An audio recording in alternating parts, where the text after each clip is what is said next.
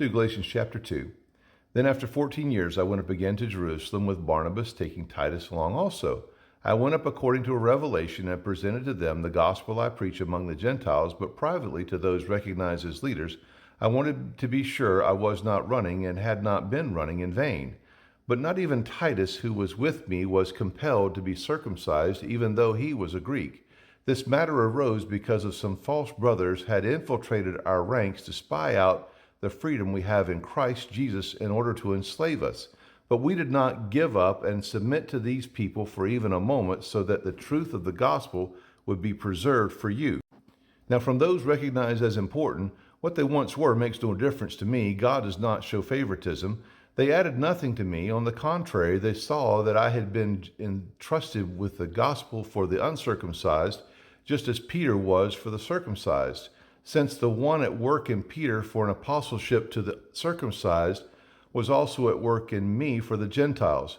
When James, Cephas, and John, those recognized as pillars, acknowledged the grace had been given to me, they gave the right hand of fellowship to me and Barnabas, agreeing that we should go to the Gentiles and they to the circumcised.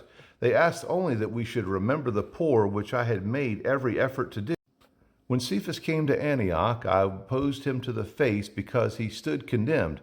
For he regularly ate with the Gentiles before certain men came from James. However, when they came, he withdrew and separated himself because he feared those from the circumcision party.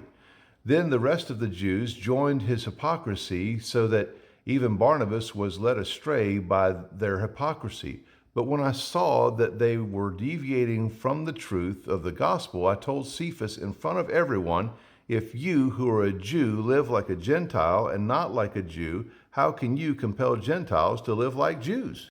We are Jews by birth and not Gentile sinners, and yet because we know that a person is not justified by the works of the law, but by faith in Jesus Christ, even we ourselves have believed in Christ Jesus.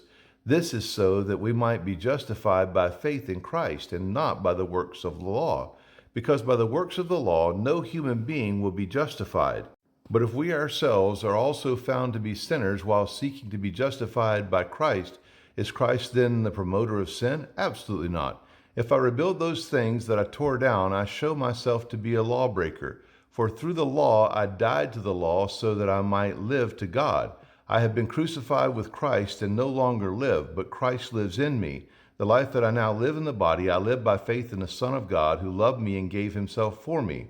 I do not set aside the grace of God, for if righteousness comes through the law, then Christ died for nothing.